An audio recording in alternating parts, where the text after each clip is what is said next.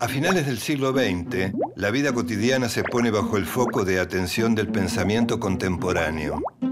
La moda, los hábitos de consumo, los tabúes sociales se vuelven una pieza de estudio, así como también las palabras y la irrupción de los medios de comunicación masiva.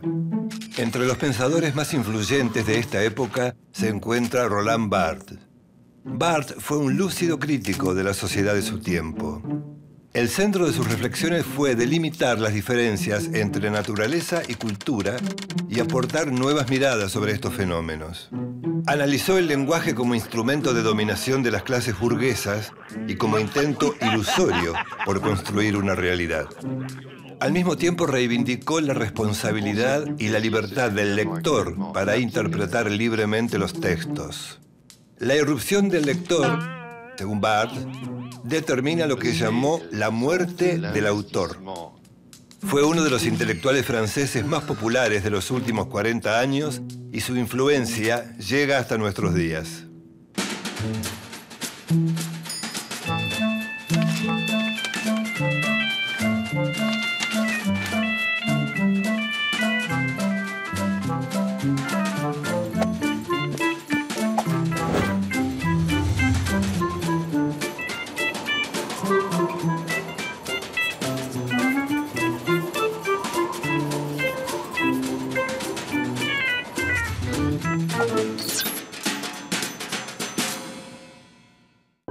Roland Barthes nació en Cherbourg, Francia, el 12 de noviembre de 1915. Huérfano de padre desde muy pequeño, pasa largas horas solo mientras su madre trabaja. Esos recuerdos de infancia siempre lo acosaron y lo unieron muy fuertemente a ella. A los 19 años se enferma de tuberculosis y es enviado a los Pirineos. Un año después, regresa a París e ingresa a la Sorbonne a estudiar letras. A comienzos de los años 40, toma contacto con el estructuralismo. Se acerca al estudio de las nuevas corrientes literarias y a la semiología. Las lecturas de Sartre, Marx y Brecht lo inducen al estudio de la mitología social que incluye en su gran obra, El grado cero de la escritura, de 1953. Su influyente libro El sistema de la moda estudia la relación entre los tabúes sociales y las vestimentas. Desde sus primeros escritos, Barthes aborda el tema del lenguaje y quiere despejar una confusión instalada en el pensamiento occidental. El error deriva en pensar que el lenguaje es algo natural.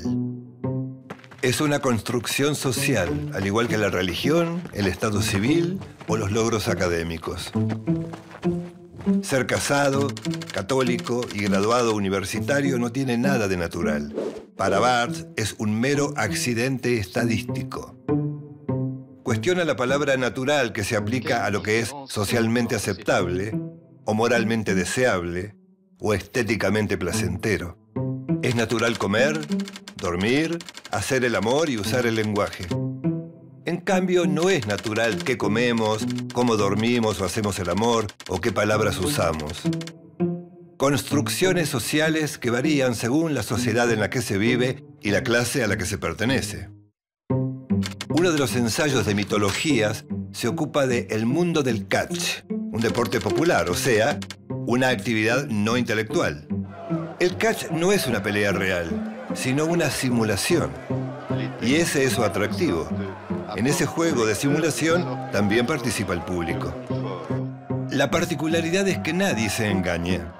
Lo mismo sucede en el teatro. Un espectador sabe que el actor que hace de Otelo quizá no sea negro y con seguridad no matará a la actriz que encarna a Desdémona. Catch y teatro ponen en escena signos. Y los signos no tienen un contenido real. Un luchador de catch le pega a otro luchador y lanza un grito. El luchador que cae hace gestos de dolor, pero no son reales, son solo efectos.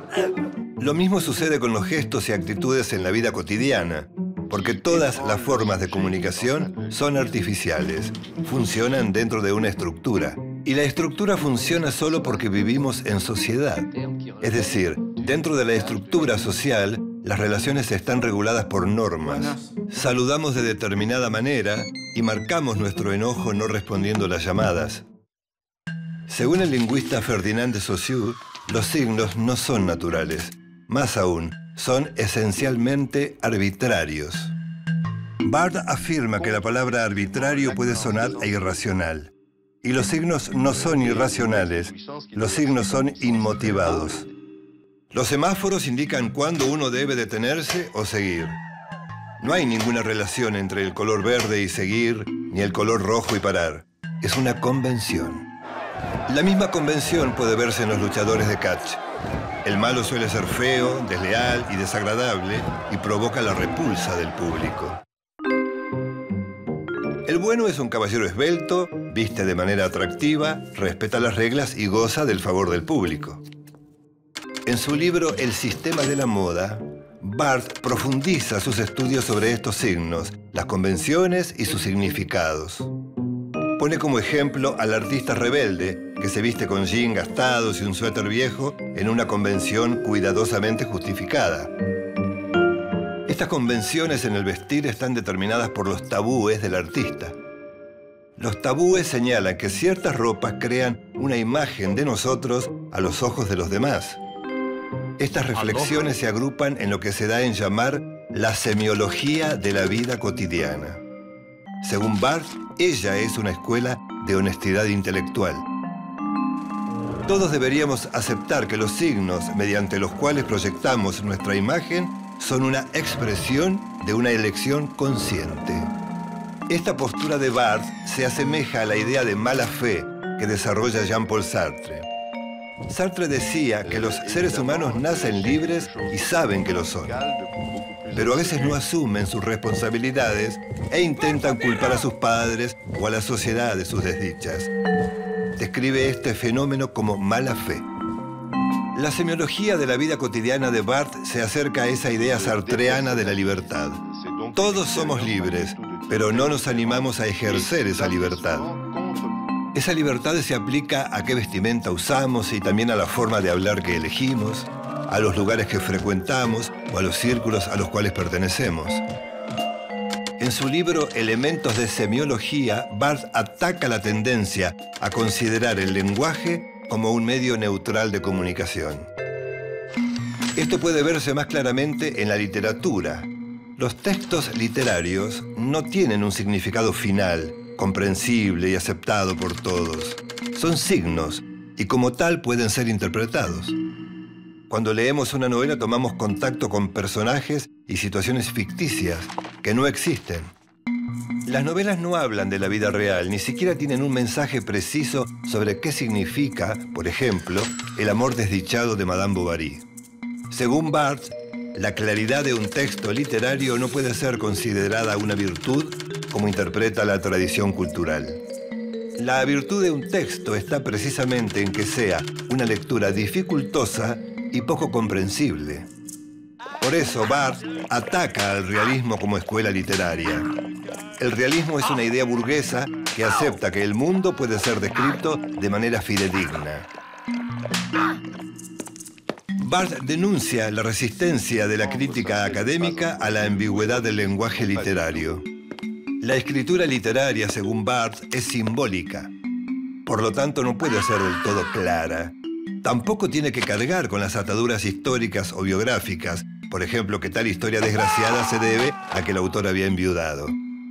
Para Barthes existen tres herramientas formales de las que se vale el escritor: la lengua, el estilo y la escritura. La lengua es un objeto social por definición. Es una convención compartida, por lo tanto, no es un lugar de compromiso para el escritor. El estilo es la expresión de su mitología personal. Es algo que está en su propia biografía y a lo que no puede renunciar cuando escribe. El verdadero lugar de elección y compromiso es la escritura. Es decir, cómo se usa la palabra y qué sentidos genera en el lector. A diferencia de la lengua y el estilo, la escritura es una herramienta que cumple la función de unir la creación del autor con la sociedad. Pues la escritura es lo que tiene en común el artista y su público. Barthes desautoriza el papel de la crítica literaria que busca una explicación del texto. Una obra literaria no puede ser comprendida en el contexto de la vida del escritor. es inútil intentar entender qué quería decir el autor. Cuando el lector asume su libertad para leer, es decir, lee sin la obligación de entender qué quiso decir el autor, lo que provoca es, en palabras de Barthes, la muerte del autor. El texto literario no habla de lo que el autor expresó, sino de lo que el lector leyó. Por eso, la muerte del autor, dice, tiene una consecuencia inmediata: el nacimiento del lector. El lector extrae los sentidos de un texto, pero estos sentidos pueden cambiar de un día para el otro, como cambia de un lector a otro.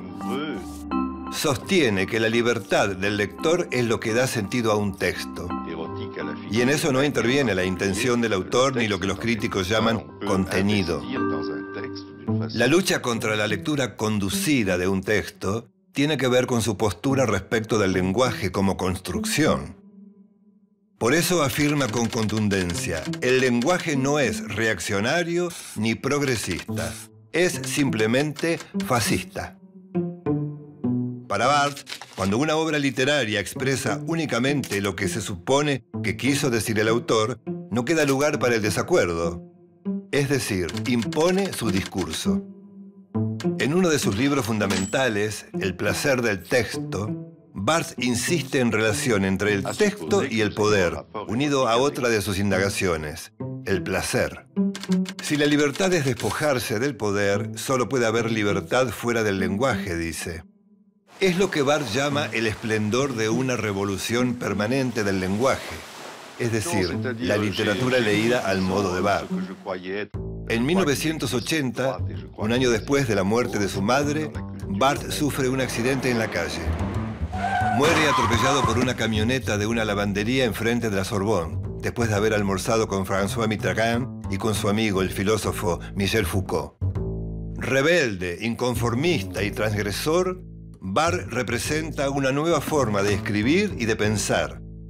Su pensamiento no es una mera ocurrencia intelectual, sino una contribución al surgimiento de una nueva sociedad.